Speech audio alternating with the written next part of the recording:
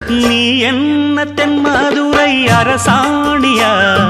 நெசமாக வந்து இருக்கும் அல்லிராணியா, நான் என்ற எண்ணம் கொண்டு நடக்காதம்மா,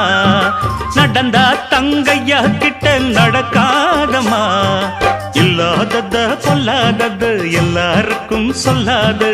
எம்மா எம்மா சும்மா சும்மா அங்கே இங்கே துள்ளாது, பெண்ணாக வந்தாலே பெரும்பாகியம், முன்னோர்கள் சொன்னாரடி ஒரு வாக்கியம், வாயாடியே போல